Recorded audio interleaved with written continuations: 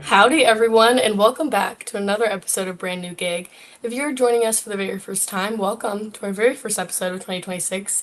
It's been a bit of a hiatus. If you are a returning listener, you know it's been a bit of time between now and our last college football playoff game. But as we know on this podcast, we are learning to move forward and not live in the past. So, because of that, I think it's time we start covering Aggie basketball. So, without further ado, let me introduce our guest for today. He is the founder of Pack Read Propaganda. He is informally known as the basketball guy at TexAgs and might be more formally known as a basketball analyst and content specialist. And he was actually most recently awarded a very special accolade of being one of the top 10 Texas A&M Twitter accounts. So everyone please treat him with the respect he deserves in the comment section today. But in all seriousness, he is someone who I had the privilege of crossing paths with at Texas A&M. So everyone join me in giving a warm welcome to Luke Evangelist. Thank you for joining us today. Avery, thanks for having me, and always happy to talk A&M sports with you. And as you mentioned, our paths crossing. I won't fully dox you and say exactly what program we spent 3.5 years together in, but those were some good So years important. and some good group projects and some good days where you definitely carried me in class. So happy to do this with you. Happy to interact with you on Twitter. So next year you're going to be the one in the top 10, and I'm going to be way outside the top 25.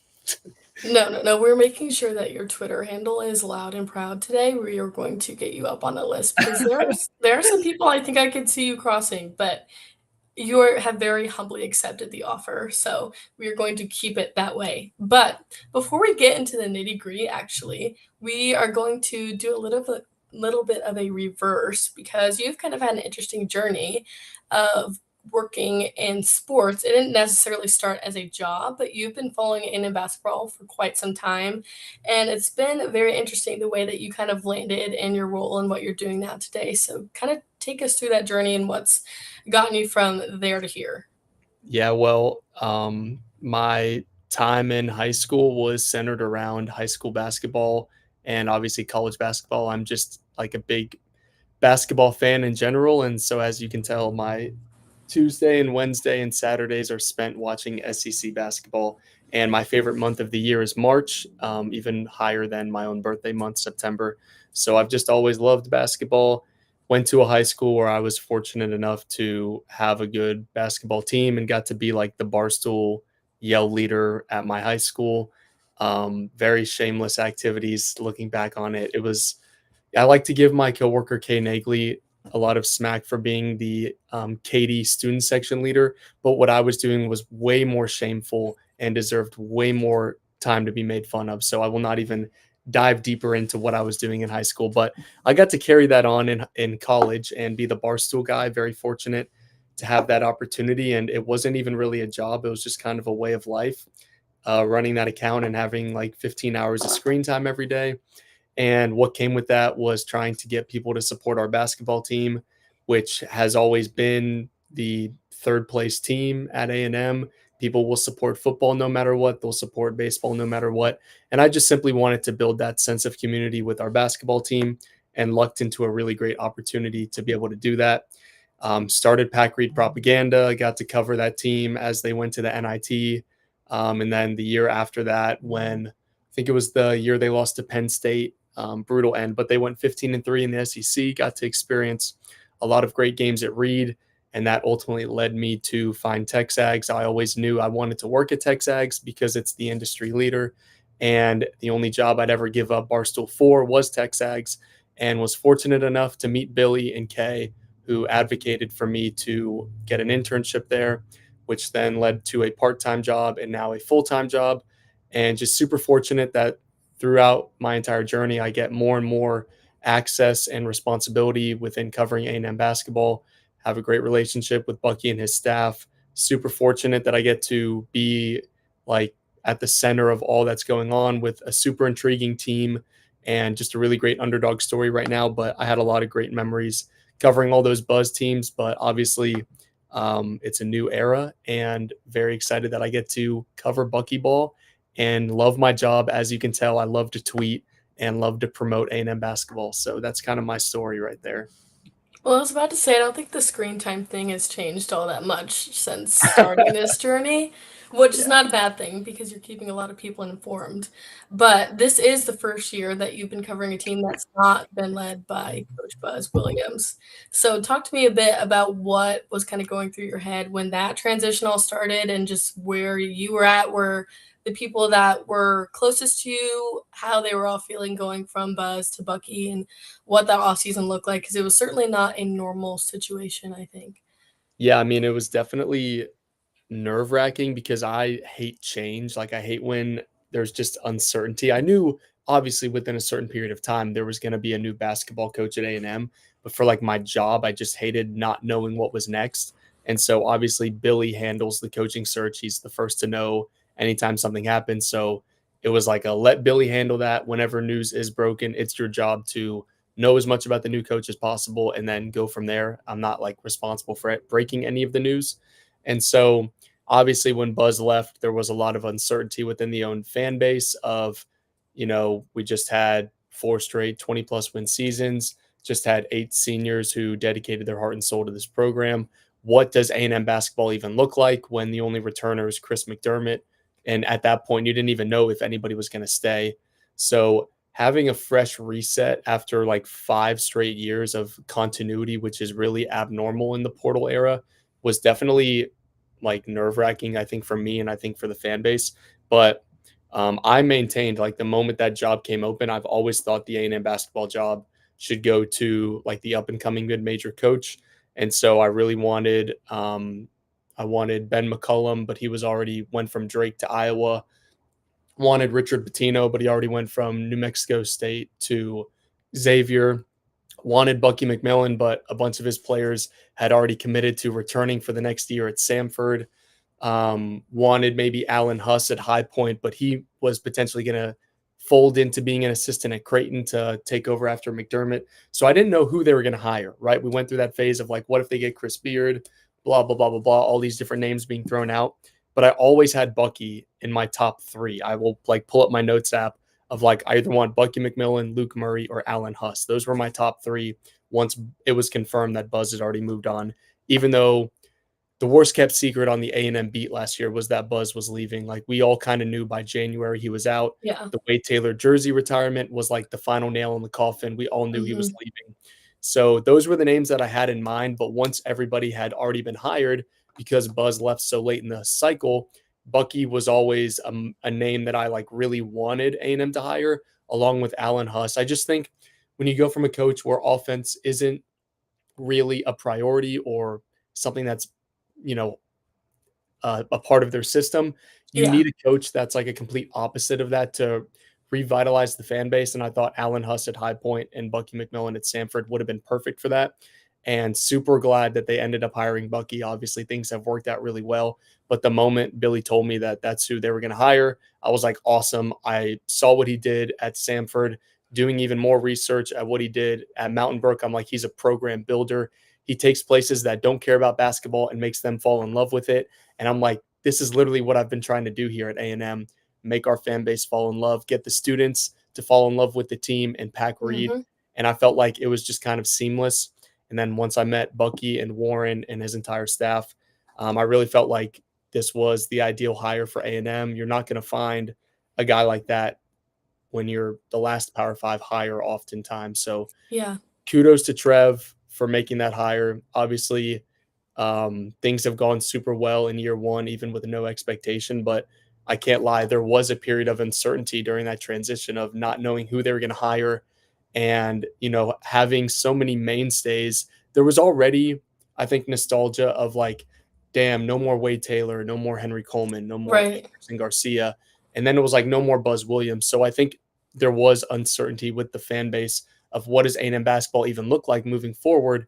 And I'm obviously super thankful that they've hired somebody who has a vision for A&M basketball and is super exciting and loves to be on social media and cares about actually putting the ball in the hoop and not grabbing it after they miss the Yeah, first time. that So just helps. all in all, super happy that Bucky's here. Love that I get to do my job and have more access than I ever had under Buzz. And overall, it's people who really love A&M and are here to build up the fan base and interact with the student body.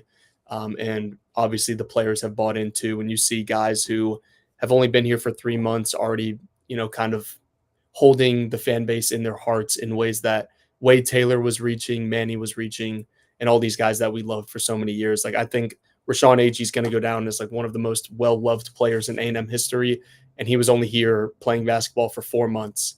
And I just think that says a lot about the quality of players that Bucky has recruited. And I think I'm already getting nostalgia and like missing this team, even though the season's not even over yet. Like I don't, in the same way that I was sad of what does A&M basketball look like after Wade and Andy and all those guys, I'm like, I don't want to watch A&M basketball without Rashawn Agee and Rylan Griffin out Yeah. there. Like it's gonna make me a little bit depressed to think about that.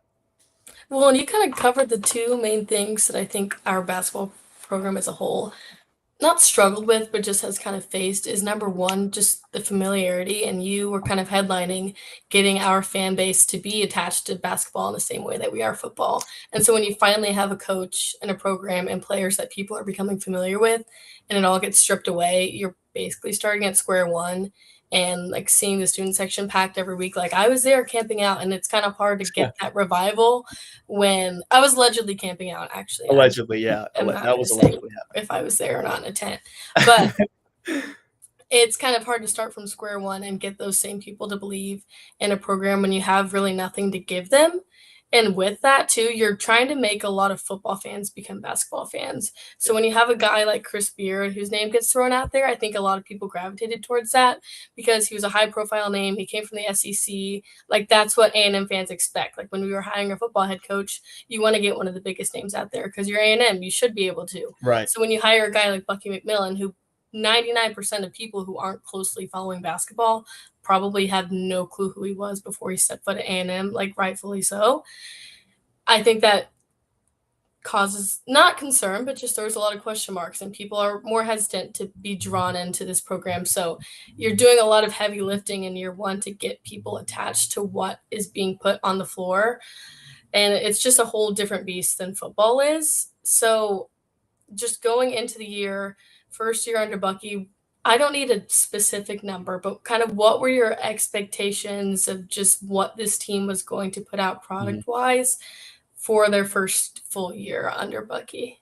Yeah, I don't know if I had a record prediction. Obviously, one of my bold takes preseason was that they were going to make the tournament and win a game in year one. That was pre Mackenzie Mbako injury. That was pre Pop Isaac's re aggravation, lower body injury. My expectation was I just wanted them to play hard and show signs of growth every time they stepped on the floor. And honestly, I thought when this team is fully healthy, they have the talent to make the tournament, but I didn't want to put that expectation on them. I think the exact wording I used was just being in the NCAA tournament conversation at the end of the year will be a sign of success in year one. Because yes, they have the talent, but it takes teams a couple months to really gel. And especially when you have a system as complicated and as different as what a lot of them were used to playing, I just wanted to see a team that played hard for the name on their jersey. And every time they stepped on the floor, you saw tangible progress. Um, Obviously, they've completely exceeded those expectations, but I think it would have been unrealistic to come into the season and just see big names like Mbako and Rylan Griffin and Marcus Hill and guys who have led teams in scoring or made to Final Fours or are projected NBA picks to put Mhm. that kind of um, when you take the sum of all the individuals and you put it together, you're like, okay, this team has a lot of talent, but oftentimes it is a team game, and unless you are BYU with AJ DeBonsa or Darius Acuff on Arkansas, one player can't win you a game. Like aside from Wade Taylor 5 times a year, one player was never going to win A&M a basketball game. So you had to be careful expecting too much from a guy like Mackenzie. And obviously, it's super unfortunate he got injured. But I still think my overall expectation was I just wanted to see them play as a team And let's be honest, the first 4 games of the year, it did not look like that. Like, tell me that team we saw in Oklahoma State was anything but 15 individuals out there playing for the name on their back of their jersey.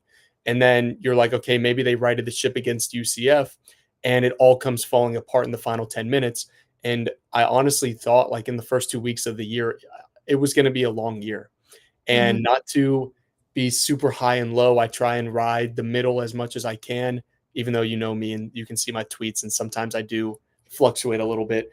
But I honestly thought that this team would have been lucky to get to 500 after those first 2 weeks because they just didn't look connected. And I knew it would take a while. I knew it would take time for them to gel in this system, but they looked really far behind what I had seen from them in practice. Like, it just wasn't lining up from what I saw in their scrimmages, what I saw in like their inner squad 5-on-5, like the product I saw in the summer. I was like, who is this team? Like, why is Oklahoma State killing them? And Oklahoma State's a good team, but I was really concerned that it was going to take them longer to come together. But I honestly thought it flipped when Ryland went out with the flu and they had to battle and go beat Florida State and beat Pitt. I think those 2 games was when I was like, all right, wait, they might just be back and they're showing signs of progress. And since then, they have shown signs of progress every time they step on the floor. And the fact that we're even having tournament conversations right now is a huge success in year one. I don't care how the rest of the season ends. Obviously, you hope they make it to March Madness, but the fact that we're even talking about this shows that whatever I believed in the preseason, those expectations have been far exceeded. And I would hope that 99.9% of the fan base would agree with that, that this team has been over successful given the cards that they were dealt. Well, because you watch a game like SMU at the start of the year and you kind of are trying to tell yourself, okay, this is a team that didn't know each other a couple months ago. So you're trying to talk yourself off the ledge a little bit because, I mean, there's not much you can do when you are playing games that you should win and it just all kind of falls apart at the end. Yep. But I think that's something that you obviously know is very different from managing a basketball team versus managing a football team is having to go game in and game out and you go on like a 4 game losing streak in conference, out of conference, whatever it is, and you can't let that derail your season. Yeah, I think we've talked about it. Like, the one thing that I've always maintained about A&M sports is that our fan base is so football brained that it Hmm. hurts sometimes. Like, Yeah. this fan base knows so much about football and is always in that football mentality, which you love when it's football season. And like, having an 11-0 start is great because everybody's locked in and is fully supporting this team. But Hmm. people forget that basketball and baseball are not like that. Like, you can lose 12 games in a basketball season and make the NCAA tournament. You can Hmm. lose 15 to 20 games in a baseball season and make the NCAA tournament. So I think people see one game against SMU, or even I, like, just told you, I was guilty of this. Like, seeing the Oklahoma State and the UCF game Yeah. and thinking the season was going to be totally different in a negative way. But to to that point, I think any justifications people had in the first couple months of this season were totally valid because it was a new team. We knew it was going to take some time, and there really is no way to justify having the ball up 4 with 40 seconds left and losing that game to SMU. Like, that is just unfathomable. And there is no way to just be like, they're a new team, they're still learning their names and whatnot. Like, I just still can't wrap my brain around that one. And if they Yeah. had won that game, they're probably a lock for the tournament right now. So, but the jumping off the ledge when in SEC play is what I think is like totally unforgivable and is like totally Hmm. football brained Yeah. in this fan base where, okay, let's break it down with the 7-1 start. They won 3 games they shouldn't have. They should have beaten Tennessee. They were up 2 with 20 seconds left. Should have won that game. Should have made their free throws. But we all would have signed up for a 7-1 start in a heartbeat, right? Like, Yeah. everybody in the offseason would have taken that. And then when they went on that 4-game losing streak, it's like, okay, they played well at Alabama. You have to tip your hat to Aiden Holloway for making that shot, and then Rylan Griffin didn't. You're one possession away from beating Alabama. Then you don't play well against Florida. We can all agree they looked Yeah. intimidated and scared against Florida. But then they didn't even play horribly against Missouri, right? Like, Missouri is a great team. I think people saw A&M's record is this and their tournament projection is this. Missouri's is that. A&M should beat Missouri. That's just not how SEC basketball works. Like, South Carolina is horrible, and they're down 4 to Kentucky with 5 minutes left. Like this SEC basketball league, every year anybody can beat anybody. So to jump off the cliff when A&M lost to Missouri was just like I hated reading Twitter and reading what people were saying of like the season's over, they're never going to win another game. Like guys, these are good teams A&M's playing. Vanderbilt, they looked tired, they didn't play well. But still, even at that point, you knew what the schedule they had down the stretch. Like there's games that you can win. Like it is not a 12 game season. They play 18 in SEC play. They're going to play over 30 in the regular season. Losing 3 or 4 games is not the end of the world. And sure enough, here we are a week later. They had a 2-0 week and they're in a great spot to make the tournament. But I think managing those expectations per sport is just something that the fan base struggles to do. And I think every fan base struggles to do, but A&M especially, I feel like people need to separate football from basketball and baseball. And I think people give Michael Early a bad rap because like they just are in such a football mind and don't even Mhm. contemplate injuries that happen and what individual players mean for the team. Like even if Mackenzie Mbako is out there at 50%, I bet you A&M has 3 more wins right now because he's just another body. And then you add in his skill and the fact that he'll open things up for his teammates. People don't really take injuries into account. People don't really manage their expectations within a season. So I think that's something that I've tried to work on now, being on the media side of it, is trying to make sure expectations within basketball are tempered because sometimes, and everybody's guilty of this, people are in a bit of a football mind where 1 or 2 losses are the end of the world. So that kind of, I guess, goes along with the point you were saying about how basketball and football like could not be further apart. And yet I think trying to educate a fan base on basketball is really tough when you're at a football school where all people know is football. So that's something that's kind of been a challenge to manage of, hey, they play 30 plus games. You can lose 5 games and still be fine. Well, and you alluded to this too, but I don't think we necessarily have a player like you would have JT Toppin at Tech who's going to make or break a season if we were to lose him right Mhm. now at this point in the season, just because we've seen, I feel like a different player stand out every game and not because they are overly better than any other player that we have on the court. It's just so much more of a momentum game and who's on that night and just the way that Bucky runs his system. There's not going to be a primary shooter. Like it's just going to be, I mean, besides AG, who's obviously kind of stepped up Yeah. consistently across the board. But like you were talking about, we're going into the stretch of our final 4 regular season games. And I think people as a whole just aren't knowledgeable of the depth that the SEC has. Like they know, okay, Big Ten has Michigan and Purdue, and Big 12, they have Houston and Iowa State. But the SEC as a whole, like it's very hard if you're not paying attention Tuesday, Wednesday, Thursday, and Saturday of what teams you're playing because you're playing 2 games a week already. That's more than you're having to pay attention to in football. And you don't know all the different players and all the different rosters because you never followed recruiting. So you're already playing catch up there. So there's a lot of ways that it needs to be broken down for people. And you've kind of done that because you have your little graphic. So kind of break that down Yeah. because that's been very helpful because I see people talking about it on TexAgs all the time. They're like, can someone send me Luke's graphic? So kind of talk about, because I think we have 1 game left that falls into each of those categories. So Yeah. what that specifically means. Yeah, well, as you know from your countless time in the classroom with me, I love numbers and data and just like putting things in terms that people can understand because college basketball really is complicated. Like there's so many metrics and things that go into bracketology and just from being a college basketball nerd and having a team that to follow that's always either been on the bubble where it's magnified Mm-hmm. or in the tournament with A&M for these last couple of years.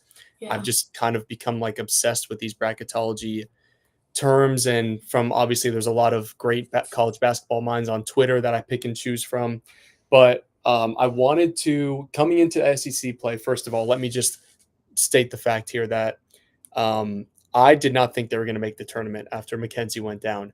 After watching how they played without him to start and trying to project, assuming this team gets better and better every time they touch the floor. I remember telling like other people on the beat that I thought A&M was going to win 6 games or 7 games in SEC play, and it was going to take probably one of the most heroic turnarounds in A&M basketball history, aside from that season where they lost to Wofford and then went 15-3. Like those two would have been the 2 biggest turnarounds in A&M basketball history, where you have a team that doesn't have a single signature win. Their best players out for the year, and they're about to come into the strongest conference in college basketball. I thought they were doomed. But after that, after they beat Auburn, that's when it got real. And I was like, wait, they have a legitimate chance to make the tournament. They need 10 wins. They're already 2-0. They can go 500 the rest of the way. I'm looking at how the schedule is breaking down. I'm looking at how teams like Mississippi State are playing, how Missouri and Kentucky are playing, like these teams that if you want to make the tournament, you got to win more of them than you're going to lose them because we Mm-hmm. know they'll take care of their business. We know there's games they have no chance to win. But how that middle ground looked, I was like, wait, they could actually make a run at the tournament if they just keep getting better. So that Auburn win was what sparked it. And then I went and made that graphic, waited until they won their third game to post it when they got to 3-0. But it took a lot of planning and I guess projection of where I thought these teams were going to be. And there was a point where like Kentucky looked horrible and people are like, why is Kentucky in the steal a game category? Yeah. Or Texas was playing really well. Why are they in the protect read? Like that home game should be a toss up, yada, yada, yada. But I think it's aged pretty well. And so that graphic has kind of been like my crowning achievement this year. I love going on Photoshop and updating the check mark before each game just in case they win the game. Um, but I think it breaks things down in a simple way to understand of it's not just about getting to 10 wins, right? Like if A&M doesn't win another game and then they win a game in Nashville, yeah, they have 10 SEC wins, but it's about 10 in the regular season and then they need the right 10. So if they don't beat Arkansas, I think people are going to, and then let's say they get to 10 wins and, they're on the bubble. People are going to be like, oh, your graphic said they needed 10 wins. Well, no, the whole point of the graphic is it has to be the right 10 wins. They need a major upset, a game that Mm-hmm. you can look to and say Texas A&M went on the road and beat Team A. They went on the road and beat Tennessee, or they beat Arkansas, or they beat Alabama. Because when your best wins are Auburn, Texas, and Georgia, that doesn't really move the needle because it's those are also teams in that 9 to bubble seed range. Those aren't really Right. like magnifying wins like A&M had with Purdue last year or with Texas Tech last year. So they really need one in that far right category. But the work that they've done in the first three to already have 2 wins in the steal category, already have 3 toss-up wins, and already have protected read 4 times, that says a lot about this team's play and how they can handle business. And I am really happy that the graphic has aged well. And if they get to 10 or 11 wins, I'm going to be even more happy. But just kind of an all encompassing thing. I love to put things in terms people can understand and make it super easy. So I love doing those bracketology breakdowns. I love making the charts of A&M's point differential through 5-minute segments. And I think it's really validating when the information that I'm collecting and the data I'm collecting lines up with what I'm seeing. So I think A&M has been really poor in the first couple minutes out of halftime. And if you look at that chart, the data aligns with that, where they were like minus 33 in the last 6 games. And a big reason why they beat Oklahoma was because they were plus 4 in the first 5 minutes. So I love numbers and data and putting those in charts with colors and stuff. And yeah, the point differential, the 10 wins, the road to the tournament, all that has been really fun for me to do this year. And just another way for me to separate myself with my basketball coverage because I'm always trying to be better. And, it's not even about being better than the competition. I'm just trying to deliver the best product that TexAgs subscribers deserve. And people, anytime they're like, your basketball coverage is worth the price of admission over at TexAgs, I'm like, that makes me feel great because I know it's not just me. Like, I'm inspired by what Billy does. I'm inspired by Mm-hmm. how Bronny and Richard cover baseball. And so I get to pick the minds of really great professionals. And when they tell me lean into these stats and these numbers and these data things on Twitter, that gives me even more confidence to want to dig deeper and find more stuff to share with our fan base, whether that be on Twitter or on TexAgs. Well, and you being a numbers guy is not a new thing. So if there were to be anyone to ask about the difference between a Bucky team and a Buzz team, it would be you. So I think a lot of people right now at this point in basketball have started tuning in at least. I think there was some hesitancy going into the season just because it was unfamiliar and there was a bit of a hangover from football, whatever excuse you want to give. But I think if someone were to be watching this podcast right now and they haven't watched an A&M basketball game yet and all they have is Buzz Ball to go off of, what would you okay, two things. Mhm. One, what would you point to them being the biggest difference between a Bucky system and the system they've seen in the past? And then I guess what is one of the biggest weaknesses that sticks out to you just in year one? Yeah. I'll answer the weakness first. Like, obviously, it's height. This is the shortest team Bucky's ever going to Yeah. coach. There's already workings to beef up the height of the roster this year. It's just unfortunate that a player in Mackenzie Mbako, who's 6'9", that you were counting on, got injured. 6'11" Federico hasn't really turned out to be the player he was projected to be. Thankfully, you have Rashawn Agee and Zach Clements, but the front court will be stronger in years going forward. Their weakness is half court defense, and yet they found a way to take a collection of players who I wouldn't even call Zurich Phelps like a great on ball defender, but he would be probably one of the better point of attack one-on-one defenders in the backcourt that A&M has. They don't really have a big rim protector like Pharrell Payne. So they've found a way to take one of their weaknesses of not having great individual defenders and making it a collective that the sum is greater than the whole of its parts, where they're top 5 in the conference in defensive efficiency. So I would say some similarities in the system are they actually do have a good defense. Like, we all came in thinking it would only be about making threes and running Right. fast, but this A&M defense is not as bad as I think you look at. Like, you look at the players and you're like, this should be a really bad defense, but this staff and the team and the players believing in this system, they've become really connected on the half court and been able to win games with their defense like they did against Oklahoma. So I would say if you turn on a Buckyball game, you're going to still see defense compared to what you saw against Buzz. It's not going to be the same level of defense that you saw with Buzz, but there is still defense being played, contrary to what you've heard maybe if you haven't watched the game where it's all offense all the time. Don't worry, they still have their streaks where they can't score for 5 minutes. That is still there. That's still peak A&M basketball because Gotta love it. the rims at Reed Arena are cursed. We all know this. That's just a fact. But the main difference is in years past, Buzz's offense, we're going to slow it down. You're going to see a lot of isolation basketball with Solomon Washington or Pharrell Payne backing someone down in the Yeah. paint, or Wade Taylor attacking one-on-one, and he was either going to shoot a step back three, pull up for a mid-range, or try and get to the rim and get fouled.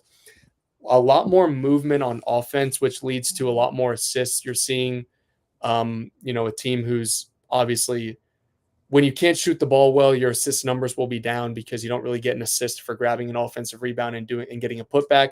So their assist numbers are up because they move the ball so well. And then the biggest difference, obviously, is they shoot the ball well. No team in college basketball has undergone a more drastic shooting split increase than A&M from last year to this year. They went from bottom 2 in the conference in every major shooting percentage to now top 6. So that is the main difference. You're going to see them actually shoot the ball well, and they're going to have motion offense and ball movement and set plays and multiple guys who can beat you on any given night. Like, we thought of A&M's team last year. There's similarities because both teams are deep, both teams play defense. But A&M's depth last year, outside of like 1 or 2 games a year, you were never really going to count on Jace Carter to take over late in the game. You're never going to count on Hayden Hefner to do that. Whereas like A&M's 8th and 9th guy off the bench, Zach Clements or Josh Holloway, can go win you a game with Clements making 7 threes, or Holloway can get 5 assists because he's really efficient, taking care of the ball and running the offense late at Ole Miss. Their depth is more reliable. They can shoot the ball better, but their defense is just as chaotic. So if that's what you're going off of, the differences from buzzball to buckyball, you're still seeing chaotic defense, but it's in a different way where they're trying to speed you up as opposed to just turn you over with their handsy defense and their elite perimeter defenders. Yeah, and I think you noted, there's been a lot of different ways we've been able to win a game, and not because they're necessarily all our strengths, but because we've kind of had to force ourselves into these situations. I think Oklahoma was the one that you most notably talked about. Our defense being the one that had to step up because Mhm. the first few games of the season, obviously non-conference and against less notable teams, everyone was super excited because you're seeing 90, 100 points on the scoreboard, Yep. and you're just expecting to see that every game. And then you kind of get into a bit of a rut where people might have started to tune out or distance themselves a little bit just to save themselves the heartache. But if you're fast forwarding to March Madness and we are in the tournament, What would you say, looking back, was the game that kind of changed the trajectory of our team, Mhm. missing the mark completely and being in the field of 64? Oh, goodness. The easy answer is the Auburn game, but from what the players have told me, the SMU game actually was, like, their turning point. So, Okay. obviously that was um, you know, a really Low bad point loss. for most of us. That Yeah. was a low point. That was the lowest their tournament hopes and percentages had ever been. I think Torvik had them at, like, 33% to make the tournament after that. That was their low point, but, I remember sitting there in the post-game press conference, and it took them, like, 20 minutes to get to the press conference, and from what I've been told, it was just a lot of soul searching going on in that locker room. Rashawn Agee was very vocal. The coaching staff was very vocal. Like, you cannot let this spiral because you have a lot of new players. You're not sure if it had come together. Yeah, they beat Florida State and Pitt the week before, but how good are those teams even? That was their chance to beat a team everybody knew was going to be good. Like, we all knew Hmm. SMU was going to be a tournament team. They had that game within reach and they blew it in a epic proportion. That could have easily been the straw that broke the camel's back, where players tune out and they're like, "Man, screw this! Like, I'm not in this. I don't want to do this." The fan base tunes out. But that whatever went on in the players only meeting after the Vandy game, every time this team faces adversity, I'm like, that is the point where it turns for them, right? After the Tennessee loss, like, they should not have gone to Texas and won after the run that Texas was on. But that Tennessee game, like, whatever happened in the 2 days leading up to the Texas game, that could have been another turning point. So I just feel like every time there's so many points we're going to look back on this season and say that's when it flipped. Like, if they finish the season, let's say they lose to Arkansas tomorrow, but they win their final three and they finish 5-1, that players only meeting after the Vandy game will be the moment where it turned. Or you can look at the Tennessee game after that when they won, I think, four straight after that, or even the SMU game. But I think the first point where I noticed it turned was after the SMU loss, and you had players coming in for interviews on TexAgs being like, "We've never been more bought in, and we really feel connected." And they were like, it was weird because it's like, man, I'm down, right? Like, Yeah. I'm usually Mr. Positivity and Mr. Yes, let's go. We're A&M basketball's the best. Like, I'm usually the unofficial A&M propagandist and hype man, but having players who had essentially only had their first healthy practice together for 2 weeks being like, yeah, we feel super connected in mid-December, and Ali Deba was like finding his game, and Pop Isaacs was playing better. Like, having these players telling me that they believed and then showing it on the court where there were multiple spots where it could have been a letdown.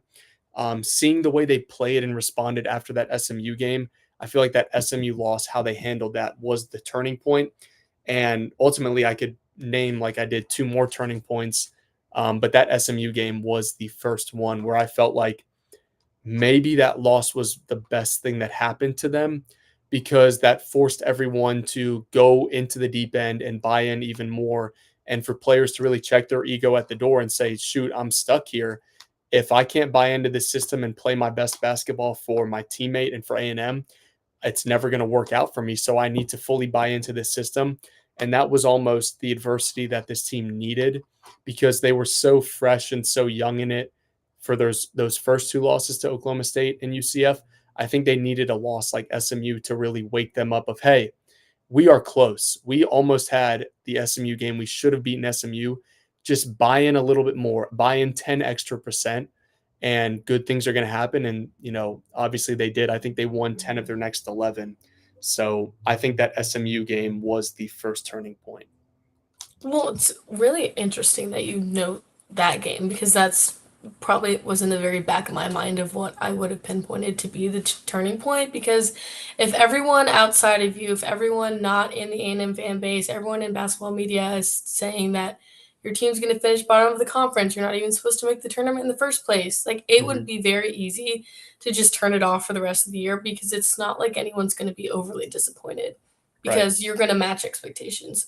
No one was expecting you to come out of the season and go win a couple tournament games or even be in the middle of a conference, let alone be leading at any point in the year.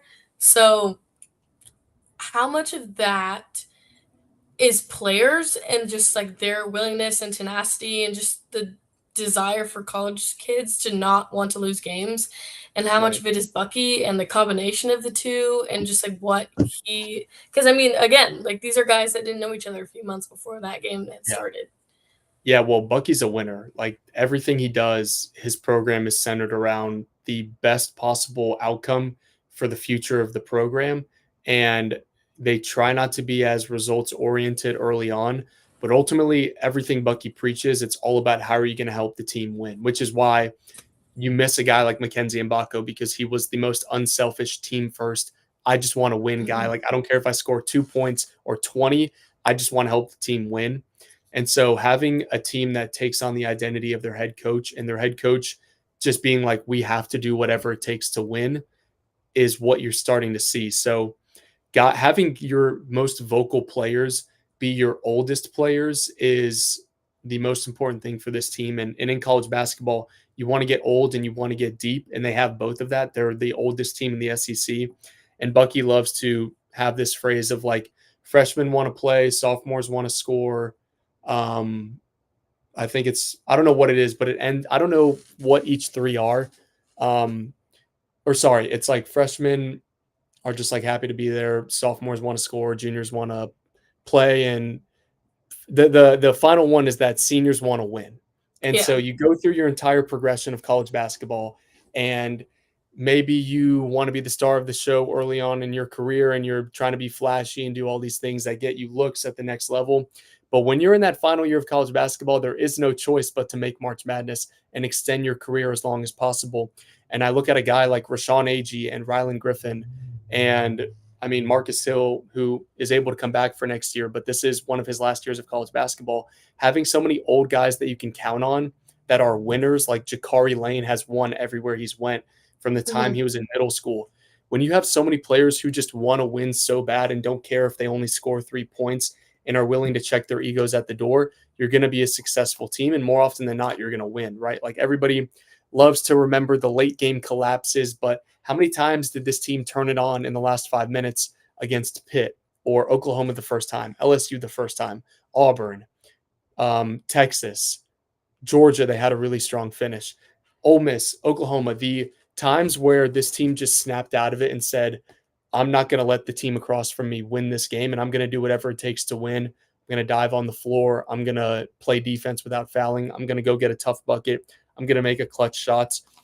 Those times have vastly outweighed the 3 or 4 times they've blown a game this year. And that's basketball, right? Like we all love college basketball because there's dramatic late game finishes. But at the end of the day, this team is all about winning. And the fact that they've built that culture in year one with a bunch of players who didn't even know each other and they didn't have their first practice fully healthy until December 3rd, right? Like look at every other team across the league. They practiced with their entire team all summer, and A&M had to wait until December 3rd to get Mackenzie healthy, Ali Deba to even show up in September, Pop Mhm. healthy, Rylan healthy. They had to wait an entire month into the season to get that. And the fact that they have a culture that is built so much on winning says a lot about this staff. And then most importantly, it says a lot about the guys who are only going to have their name here for 1 year, like Rylan and Jakari and Rashawn, who all those dudes care about is the team first, and they're so driven. You don't have this kind of culture and you don't have these kind of results and this kind of resilience without those three players. And obviously Marcus, I'm just not throwing him in there because he has 1 more year, and Yeah. thankfully he does, because you get to build around Marcus Hill next year. Having those players who will do anything and quite literally die before they lose a game says a lot about A&M's evaluations from the staff, and then also just this team as a whole, that they're able to buy in a year where not a lot of people, you're absolutely right, expected anything from them. They were picked 13th. I had them in my preseason poll at ninth. I thought they were going to do anything to get into the top 10 in this league and get into the tournament, because I just knew the makeup of Jakari Lane and Rashawn Agee. And I wasn't even betting on them pulling this upset or winning this amount of games. I just knew that that team was a bunch of winners and they were never going to be denied. And for all the bumps in the road they had, I still felt pretty confident preseason picking them to make the tournament and ultimately win a game in the tournament. And obviously that was tested when they lost Mackenzie. I strayed the path just a little bit, just momentarily. I was down in the dumps for about 2 weeks, but yeah, you just cannot say enough good things about the winners that they have on this team. And hopefully the fan base sees that and they rally around it. And you could really feel the fan base rallying around it for the first couple SEC games Yeah. where they had not really great crowds in non-conference. That's totally understandable. You can't always have elite pack breed propaganda, but the way that they rallied around this team in the first month of the year was a crucial reason why I think they won those games, because the fan base was so behind them and bought into that underdog story. And you hope that the crowd for this Texas game is just as incredible, because they are going to need to win that game to, not lock up a tournament spot, but feel really good about it. And it's been really exciting to see the crowds for like the South Carolina and Mississippi State game, where the second deck student section is full, the lower bowl is full like 30 minutes before tip off, the Florida crowd. Just all in all, I think the fan base buying in is like a whole year ahead of where myself or even Bucky thought they would be with this completely new system when he came in. Yeah, well, I'll be at the game this Saturday. I won't be front row of student section like I allegedly used to be, but I Mm, will be in attendance somewhere. But it's funny that you talk about this culture because I feel like anyone that knows college basketball, even a little, that kind of is the antithesis of what you would expect notable college basketball program to be. Like we're talking about Duke, UNC, Purdue. Like these teams are known for their height and they're known for a lot of guys who are just kind of one and done type of players. yeah. And what you're talking about is pretty much the opposite of that. So do you think that trend is going to continue for A&M? Like are we going to just establish a system that's kind of unique to college basketball that's going to be successful? Or are we going to kind of have to fit the mold as the time goes on? Yeah, I think that's a good question. I think Bucky's system is what it is, and we're going to run that until the day that Bucky leaves or retires. The system we're seeing is not exactly the peak vision for Buckyball. Obviously, they had limited time to put it together, Yeah. but I think he's shown that with the limited resources, with the limited height, with the limited talent, that this system works in the SEC, and they're going to finish at worst 500 in league play when they Mhm. had like here's a good thing to put in perspective. They didn't even have their first zone defense like teaching session until the week that they played Oklahoma State. So like every other team they were playing already had multiple defenses installed. They didn't even run zone until like the Florida State game. Like it literally took them a month to implement a second defense. So all that just is to say, for the hand that they were dealt, they're doing the best they can, and we haven't even Yeah. seen like 100% of what the buckyball system will be. Right? It's supposed to be more running in transition. They're supposed to be more aggressive at the point of attack, more attacking at the rim, more rim finishing, because they're going to have 7-footers who can finish and stretch the floor and shoot threes. They've kind of had to recreate the system in the aggregate while prioritizing what they could in the portal, which was shooters. But make no mistake about it, in the future, you're going to see more what the vision of Buckyball should look like. So, like, they're going to go get another European player. They're going to have 7-footers who can stretch the floor. They're going to have taller, more athletic guards who can really play make and create on their own and get downhill. That will open things up for these shooters. So they're going to have more pieces and talent to work with in the future. But the bare bones of the system is what you're going to see moving forward, of super fast paced, all about winning, shooting threes, chaotic defense. And if you're not about winning and you're not about the right things, you're not going to play. Like Bucky is not afraid to always put the team culture first. So as long as Bucky McMillan is the head coach at A&M, they're going to have a strong culture that is built on doing the right things to win basketball games, and not just about reading books and being great men, right? Like he'll teach that too. He'll teach you to be a great husband and father one day.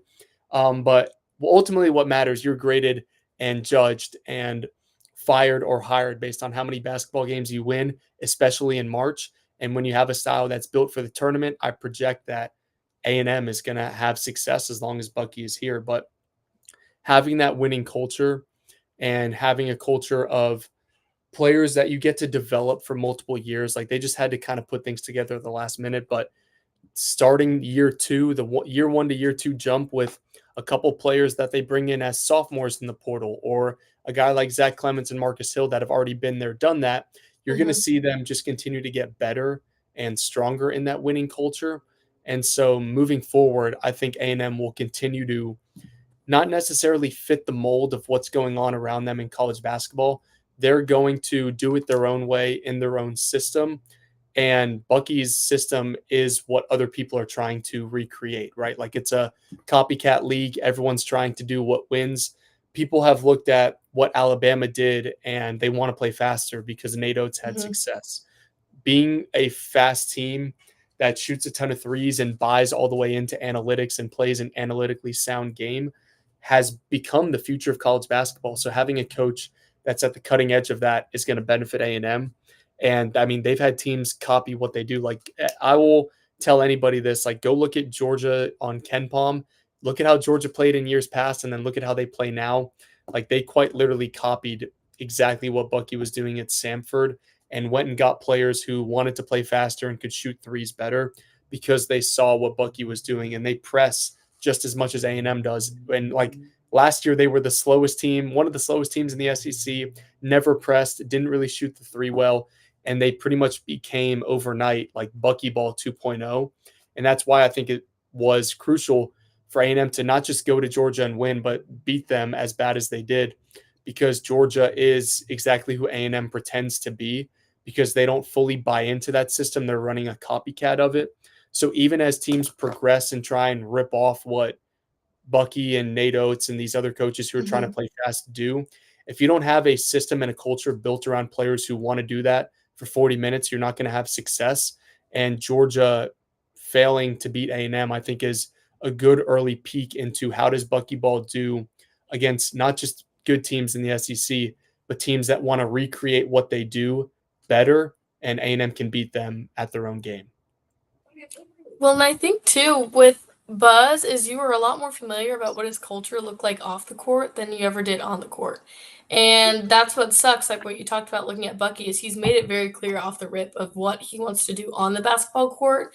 But we are looking at a bunch of guys who aren't going to be here next year. So it's really cool to see Right. the system come together so quickly, but not a lot of them are going to be here. So there's part of you that doesn't even want to get invested because you're going to see these guys ripped away from you. But if you're able to make a run in March, like you want to be able to watch these guys on the court and know who you're watching and not be halfway looking at stats and halfway looking at player interviews while you're also watching your team in March Madness. So I'm not asking you to give me superlatives per se, but if you had to like talk about a couple of notable guys, like who you want the like if there's if you want this guy to take the shot at the end of the game, this guy is going to Yeah. be your defensive guy. Like Bucky has been very adamant about not everyone doing one thing. Like everyone needs to be able to do everything. But if you could kind of give a little bit of an overview of what people are watching so they're not going in completely blind. Yeah, of course. Yeah, I mean, the time to buy in is right now for A&M basketball. There's just not a more exciting product we've seen since this team made the Sweet 16 almost a decade ago. Um, the superlative, like your team MVP, your probably second team all SEC player, your heartbeat, your everything, your sunshine, your shining star, your one shining moment, your GOAT, your legend is Rashawn Agee. This team, if you took Rashawn Agee off this team, which we all remember, his story is one thing, his Mhm. play on the court, like I could probably write an entire book just on what it means that Rashawn Agee even gets to play for A&M this year and Yeah. all that he had to go through off the court with his eligibility, which should have been granted immediately, but it's a whole complicated thing as to why A&M had to go the route they did, or else they wouldn't have gotten him on the team until January. So his story leading up to the season was one that we were watching and that I was watching because I was trying to tell everybody this is their most important player, fan favorite at USC, vocal leader, Chicago kid, would literally like die on that floor if he had to.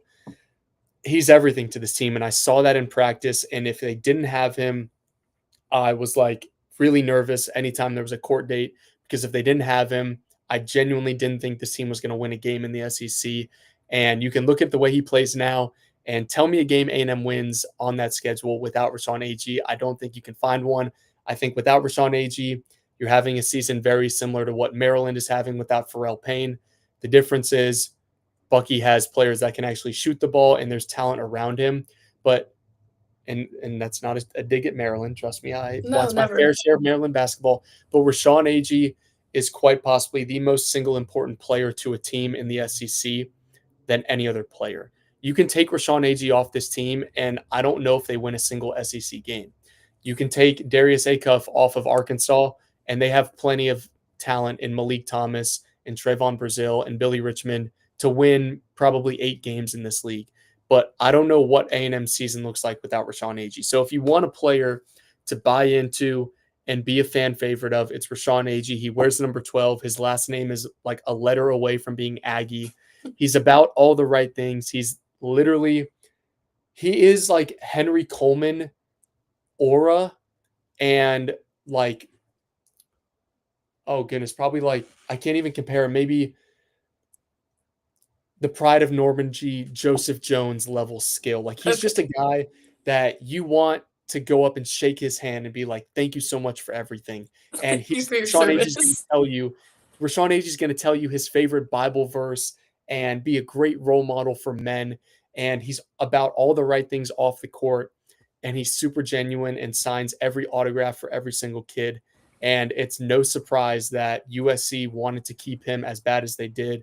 Everywhere he goes, Bowling Green has like a fan club to him. And A&M, anytime he's introduced, he gets the loudest ovation. It's not just because he wears number 12.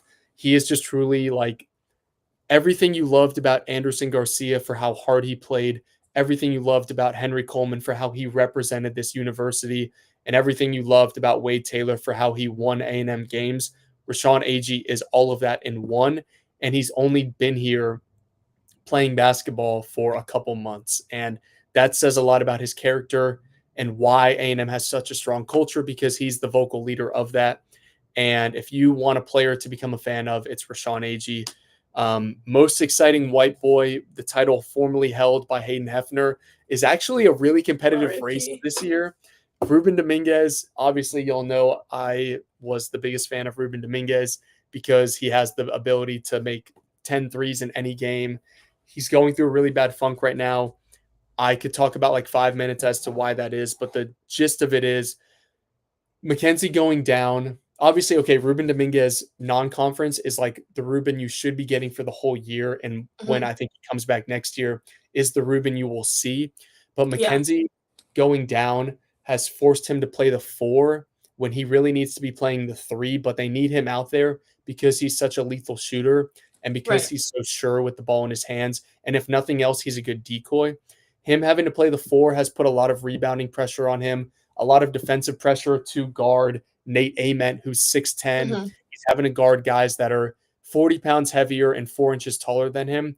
And that's really worn him down. Like Ruben looks really tired. And you can see that with his shots not falling the same way they have in the preseason and in the non conference. So Ruben is an X factor anytime he steps on the floor. But this slump that he's been going through has it shouldn't take away anything from his ability and his potentness, but it's the fact that he's having to do a lot more than he would in an ideal world where in a buckyball system he's the 3 and this X factor that you're not relying on to go box out a 6'10 guy and defend Mark Mitchell. They're just having to ask a lot of him and he's having to play out of position, which is why you've seen him struggle on the offensive end. But thankfully, in his absence, another exciting white player in Zach Clements has really stepped up and has been everything you could want and more from a quite literal hidden gem in the portal who was averaging 1.1 rebound a game at Kansas. And now he's averaging over 12 points a game in like his last 8 games. He scored more points in the last 10 games than he did in his entire career at Kansas. Hard-nosed country guy from Texas. Like if Rashawn Agee wasn't the fan favorite, I think people would really like be all over Zach Clements because he's just Hmm. like that dude that you would have a beer with and where you're like, hell yeah, that dude totally went to A&M. Like that's a country dude that drives a truck.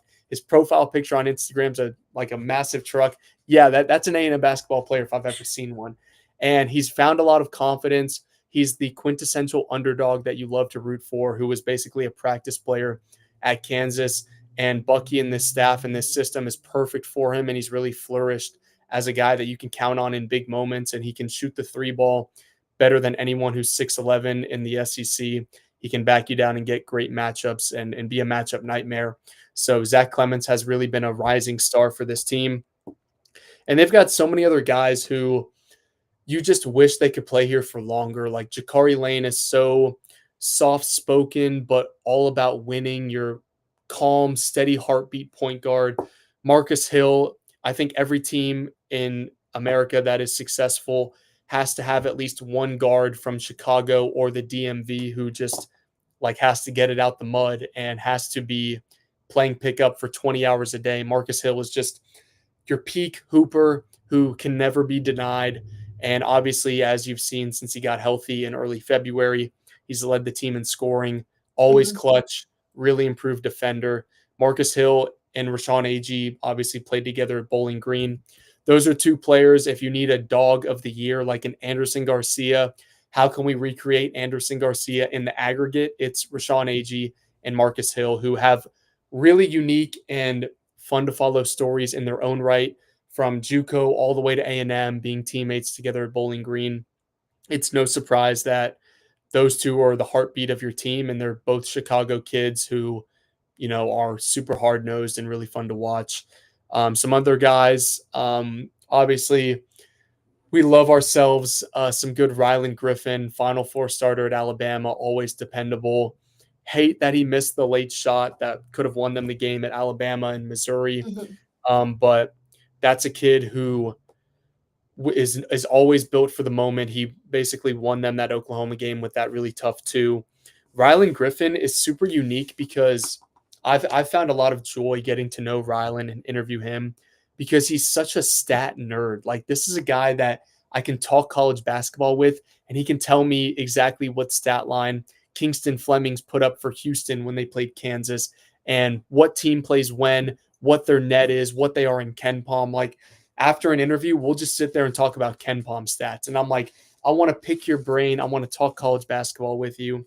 And Rylan Griffin is just one of those players that I really hope isn't forgotten about and just kind of everyone's going to remember Rashawn Agee this year, and they're all going to remember like Marcus Hill and those guys. I really hope people don't forget everything that Rylan Griffin gave to this program, because he was kind of one of the first big recruits that Bucky won. He had to fight super hard to get him from going back to Alabama to Nate Oates. And he was kind of that big recruit where then Fetty jumped on board, Rashawn Agee jumped on board. You were able to get Ali Deba. I don't know if they're able to recruit as many big names after Rylan Griffin jumped on board. And so everything Rylan's given to this program, super genuine kid. Love watching him play. He's super fiery and just all about winning. And he's someone that has definitely kind of captivated my heart, as Rashawn Agee has, of like, I'm really going to miss him next year. And I'm almost proactively having nostalgia about, in the same way that I did with Wade Taylor and Andy and Henry and those guys, of I'm going to miss seeing A&M basketball without a guy like Rylan Griffin out there. So that's kind of the rundown in my superlatives in my own way, of like white chocolate of the year, MVP of the year, and just like really great. They have a really great collection of young men on that team, and it's really fun to watch them and cover them. And I think A&M fans have a lot to be proud of and a lot to be bought in for as this team tries to fight in their way into March Madness. And all I know is I hope people look back on this season as one of the most improbable stories in A&M basketball, where they took a collection of, I don't want to say misfits, but at that point, with what was going on in the portal, everybody was trying to sign as fast as possible to get their NIL money before it had to go through Mhm. NIL Go and house settlement. They took a collection of players that were essentially cast aside, and already 80% of the top 100 players in the portal were already taken. They took a bunch of players that teams were like waiting and seeing on because they had better options, and they turned it into a tournament caliber team. Like, you look at some of the recruiting battles Bucky had to win with no proof of concept, and just the story that this season has been from the moment it started has been everything you could want and more. And I hope people look back on this season as a net positive, as opposed to, they blew this game, they should have won that game. at least they were in the game. Like nobody expected them to go to Alabama and win. There's just so many moments where this team fell just short at Tennessee. Like, yeah, nobody expected them to even be in that spot. I just hope the fan base buys into this team and continues to buy into this program, because what we're witnessing in year one is not the norm. Like, literally, look no further than what's going on at Maryland. That's what a year one should look like. We are super blessed and super fortunate. I'm super fortunate that I get to cover this team, but the fan base as a whole should feel super fortunate that year one has gone this way and that you have a collection of young men that represent this university well. And then also, most importantly, they win games and put the ball in the hoop, which is what we all really want to care about, right? Like, we're tired of hearing about how many books a player read and how great their family is. That's awesome, and that builds great basketball players, but you're judged on how many games you win. And Bucky McMillan has won probably 5 more games than anybody expected him to win at this point in the season. And ultimately, that deserves to be celebrated. Well, and I'm not on the basketball team, so I get to talk about reading books because I am not held to the same standard. But I feel like the equivalent would be in like reading a lot of fiction. It's what you would call like a found family, like a bunch Mhm. of people that are not connected initially and they all just kind of come together and you don't really notice an exact moment where it clicks, but you kind of question how it ever didn't exist prior.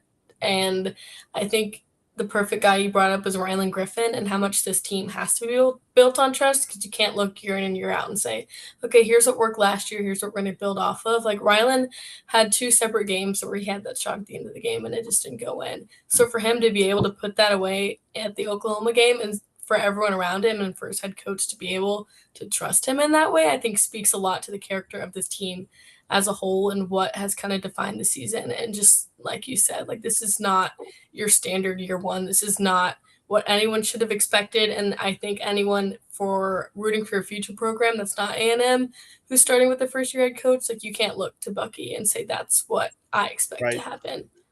Right. No, it is So you, cool to like be in these head coaching spaces, and people are like, we got to find the next Bucky McMillan, Ben McCullum, or Will yeah. Wade. Like, Bucky has now become, he went from a hire where like you can, I literally go back weekly and go read the TexAgs story, and people are like, who is this? There was like 60% of the people in the ESPN comments are like, who is this? Like, A&M fans have no idea. But then you see people from Alabama that are like, I'm from Alabama. This is the best hire of the offseason. Mm-hmm. Like, this guy's a steal. Just wait and see. Like, he is the real deal. And you're absolutely right. Like, it is remarkable that people look to Bucky and say, we need to find our next Bucky McMillan.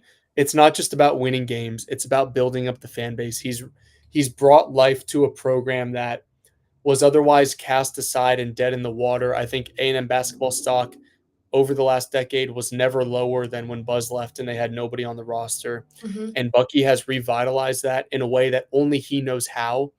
And I really do feel like they have lightning in a bottle with him. I have said this multiple times that I think Bucky will be the head coach that breaks A&M through past the Sweet 16 and gets A&M to their first Elite Eight. The challenge is, can you hold on to him? Right. Because you just know that A&M basketball fans don't need to be told that like coaches are always kind of looking for a bigger program or a better Mm-hmm. stop, but there is a certain loyalty to Bucky McMillan, and there is something to be said about building up a program in a way that he knows how to. And he had, in the same way that Josh Pate used to call A&M football like a turnkey winner for Mm-hmm. Mike Elko, I think Bucky has that here with the fan base and the NIL support that he rallied and just the resources that A&M basketball possesses. I feel like it's just kind of a perfect match of a coach that cares about the university and is at, I bet you if they weren't at Arkansas right now, he'd be at this A&M baseball game going Yeah. on. He just cares about the schools that he goes to because it's so much more than just a basketball team to him.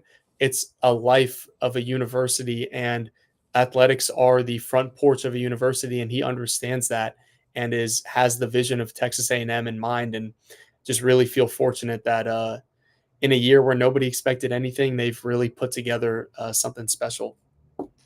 Well, and you kind of broke it all down. You've given people kind of a player guide, so they know who they're watching, and so they're not completely thrown off guard when a few of the latecomers are starting to tune in late February, early March. people know how to watch these next 4 games, so they're not freaking out tomorrow if we happen to lose to Arkansas. They know it's not end I all would be hope all. not. Yeah, here's a stat um, for you. Texas A&M has one win in Fayetteville since 1988. If they lose tomorrow in Fayetteville, please no cliff jumpers, please nobody say the season's over, because you would be putting an expectation on Bucky McMillan to do something that has literally happened one time in almost 40 years. So please don't jump off a cliff. Now if they win, go on Prize Picks or yeah, Prize Picks and go sprinkle something for not A&M to win a sponsored. natty. Don't go too crazy, but all I'm saying is if they win tomorrow, Bucky did it before when they went to Austin and won for the second time since 1987. I just texted him that stat about how they only have one win since 1988 because it worked so well the first time we sent them that stat in Austin. If anybody can reverse the curse and win in Fayetteville, I trust Bucky and this staff. They've got a great game plan for it. I saw it in practice. Like, I am a believer in what this team is building and the way they play on the road. You can never count them out. So nobody jump off a cliff if they lose, but if they win, let's celebrate accordingly and go extra crazy. No, I'm kidding. I Well, and if y'all didn't notice, that was Luke's subtle way of saying that he texts Bucky McMillan all the time. But wouldn't say all the time. I'm not blowing up his phone. no, they're buddies. They have a streak going. But no, I Yeah. didn't Did do you my see off the how ledge. his face lit up when he saw me at Oklahoma? Like that video of him walking out of the tunnel, he was all serious, and then like as soon as he saw me, we just had like the biggest smile. Yeah, Anyways, I you're his digress. shining star. No, he's actually mine. Like you know how I don't know if you know this. I had a Buzz shrine back at the TexAgs office. Everybody at TexAgs loves to make fun of me for it. It That's really really brave to wasn't. admit that on camera. It wasn't a Buzz shrine. It was a picture of Buzz Lightyear with his face photoshopped on it, and they were Okay. like, "He's got a Buzz shrine. Look, guys, he's in love with Buzz." No, I will never build a Bucky shrine because I don't want to curse him. But just know that in a half joking way, but also in like a serious way, what Bucky's done for my career, I will always appreciate. And I'm super thankful for the relationship that we have. And it's just really fun that I get to cover his team and have a coach that understands the value of media and understands and respects what I do and gives me access that the old staff didn't. And all in all, the Bucky McMillan that you see out on the court, like I can vouch for, that is the Bucky behind closed doors. And A&M's got not just a great basketball coach, but a great human being that actually is super funny and quirky. And you're starting to see his funniness and his quirks come out. I thought he was coming off a little bit too awkward when he came here, and I honestly think the you asked like what the moment it clicked was for the team. The moment it kind of clicked where Bucky like realized his full power and was like, wait, I can be funny and like show these people my quirky and funny side was when they made that video on the plane after the Auburn win. I was like, that is just Yeah. peak Bucky. Like he's always like that. He's always like first to make a joke. And obviously they don't do these anymore. But like next year when the Aggie basketball hour happens at Rudy's, like y'all need to actually come out to Rudy's and watch him. It is like part info session on A&M basketball, part comedy show. Like he's really funny and a man of the people. And yeah, just cannot say enough good things about Bucky. Obviously, you can tell I'm infatuated with him. And if it But no wasn't for the trying. luck of the yeah, who isn't right? Who isn't infatuated with Bucky? No, I think anyone that's paid attention at all can see the difference and just how stark of a contrast it is and how real of a dude he is. I mean, I don't know him on a personal basis, so I'm just saying that off of what I know, but it's very clear how much he cares about this program and how quickly he's bought in and understands what it actually means to be at A&M as opposed to just being a coach at any other school. And it's also very helpful to have guys like you who are doing the media part of it and are actually helping people understand what basketball is. Because, like we've talked about, we are a football school. That's never going to change. And it's going to have to be learning how to adjust and figure out what can make basketball so special at A&M. So thank you for doing your job. And thank you, Bucky, for doing your job because it makes watching basketball a little easier. But you've kind of covered it all. So hopefully anyone that watches this feels a little more prepared going into tomorrow. I didn't do my off the ledge, so like we said, do not jump off of any ledges tomorrow. If we happen to lose that game, we are more than okay. And our point of reference is still going to be preseason, and it's not going to be any other point in the year where we got our hopes up a little too high. We're just going to keep riding the wave and Yeah, we're not going to get on a roller coaster of high or lows because we would never do exactly. that. Exactly, and the whole thing is Bucky this is what I mean when I say Bucky understands Texas A&M. He knew if they beat Alabama, they were getting a little bit too close to being ranked, and Bucky just knows that A&M basketball doesn't play well when they're ranked. So, I'm not saying he intentionally lost that Alabama game, but it just says a lot about Bucky. This is totally sarcastic, by the way, so please nobody clip this. That he just knew when to lose at the exact perfect time, right when A&M was receiving just enough votes to almost be top 25. He knew that, hey, don't rank A&M, right? Like that was people often talk about Pack Reed propaganda and Waffle House, but don't forget that Barstool also started the "Don't Rank Us" movement, and Bucky clearly knew about that and was like, we can't let A&M basketball be ranked, like that would tank the season. So props to Bucky for really knowing all the ins and out of A&M basketball culture and lore. And he knew, hey, you don't want to be ranked. And by the way, I will add, A&M is receiving 3 votes in the AP poll. So a 2-0 week would be great, but let's not jump off the cliff because if they don't go 2-0, they're still going to be unranked. So it's the way that we have set ourselves up is for it to always be a win-win. And we didn't even talk about the Bama game being a turning point, but maybe it was. Underlying A&M culture has seeped its way through, and that is how we are where we are. And so I'm not mad about it. I Yeah, think we're don't doing rank us. a-okay at this point in the year, and we have 4 more games to go before we go to Nashville. And once we go Are to you Nashville, going? I'm sure you'll. Am I going to Nashville? No. Maybe if I quit my job, don't tell my boss. That is kind of your job though, so I know you'll be there, but I'll be Yeah, there I'll in be there. spirit for sure.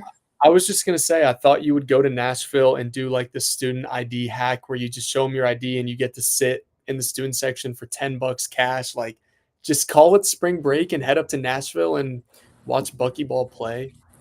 I'm gonna see if they'll accept my ancient student ID because I've been Oh out of it please, for a while. oh please! Like come on, we have the same era A&M student ID. No, Like, zoom in on that picture. Oh, that's pre-stash too. yeah, this is my junior year of high school. Wait, that has my student ID in it. Hold on, somebody's gonna hack that. There we go. That was special content. Wow. Unfortunate for anyone Yeah. who wasn't watching at that moment. Oh Maybe gosh, you'll convince me. I don't know. We'll see. I'll be watching either way, but maybe I'll make a little road trip. We'll see. that would be fun. That would be good. But if not, I'll have y'all covered with my content from Nashville. Last year I ate the hottest. I think it was like 2 million Scoville chicken from Hattie B's. It was called Shut the Cluck Up. So just know I will be subjecting myself to pain for content on Twitter and TexAgs as I usually do on these road trips and I finding think new that's ways what the to stay people want free. most from you, anyways. Yeah, I tried to buy a burnt piece of popcorn from the popcorn machine that burned down at OU. I Oh obviously went to yeah, the concession stand that it happened at, and I asked them like, "Hey, is this like this the one where it happened at?" Like, yeah. I don't want to raise my voice too loud and have it happen again. But they were like, "Yeah, this is the one." I was like, "Y'all got any like relics, any landmarks from it? You got any burnt piece of Anything popcorn I can like?" framed I can take Yeah, home. anything to frame. Like I already got my Buddy Healed bobblehead. I need another souvenir from this. So if there's anything going on in Nashville, just know I will have boots on the ground and the first to report on it in my quirky way that only I know how to. So yeah, super excited to be in Nashville. Hopefully, if I'm being picky here, obviously I'd love for them to just make the tournament. I don't care where they go. They could be playing in Russia and I would still be excited to go watch. But in an ideal world, in about 3 weeks, we'll be sitting on a beach somewhere in San Diego, California, with me and Olin Buchanan in our Hawaiian shirts, sipping a Mai Tai and breaking down Texas A&M's win as they advance to the Sweet 16. That's just me projecting and Just manifesting. like throwing something out there, Yes, just like projecting, hypothetically. and if that happens, feel free to clip this and come back to it, and I will look like a fortune teller. But yeah, I'm super excited. Hopefully, I don't really care where they go. I'll take Buffalo. I'll take Oklahoma City. It doesn't Russia or matter. San Diego are options from what I've gathered, so I'll be sure to keep that in mind. Yeah. But I'm I will be tuned in, and I've made sure that everyone knows now that they need to tune into you because you're a lot better at this than me, and it is your job. So I would hope you would be better at it than me, but you're doing a great job. So Hey, I will be tuned in for the rest of the season. hey, I need to tell Claire they need to do a business honors studio tour of your studio, your home No, apartment studio. not to dox our major or anything. Oh gosh. People are gonna write back and be like, how did these two jabronis end up in sports media after their illustrious Mays business Yeah, the graduated? pipeline's really strong, actually. Yeah, No studio tour for me. You can handle the PD events. You seem to be doing a great job on that end. I tried. I tried. Well, Luke, thank you for joining me today. It's always fun to talk about Aggie sports with you. Yep. And thank you for sharing all of your knowledge and your wisdom and your insight. And I will be going back to this podcast to make sure that I am staying informed. And you're going to keep us on our toes for the rest of the season. And hopefully that goes well into March. Yes, I agree. Avery, thanks so much for having me. Always great chatting with you. Always great keeping up with you. Thank you for not pulling up any preseason predictions or things I said at Fuego. Happy to be on, Allegedly. allegedly. Always happy to talk A&M basketball. Always happy to have conversation with you on A&M sports. Thanks for having me on. And always, if you're watching this and not following Avery, you'll need to. Currently top 25 on A&M's most Twitter accounts with the most impressions. She's coming for top 10 next year. She's making a meteoric year 1 to year 2 jump that Wade Taylor made from his freshman to sophomore year. So That's what no they're better saying. follow, no better follow on A&M Twitter than Miss Avery Barham right here. Close second follow can be Luke Evangelist. Luke is aiming for top 30 in the country, actually. So we need to make sure we can make both of these things happen, I think, No, simultaneously. I think Everybody Billy and Ronnie eats. would kill me. They I need to tweet less. I think me tweeting more might not be a good thing. No, you have a lot of fans that would say otherwise. My I think fans you are have a little Rick fan club out there. McDougal. My fans are Rick McDougal and Chad Weatherford. I don't know if also shout out What to them, more but could you ask for? right. I don't know if their opinion versus my boss's opinions are really going to hold up, but I do always appreciate the support and the kind words and the gifs under the post game thoughts videos that may not be appropriate. Yeah, it's a very tame section in there. Always, yeah, always. Well, thank you again, Luke. We will see you tomorrow as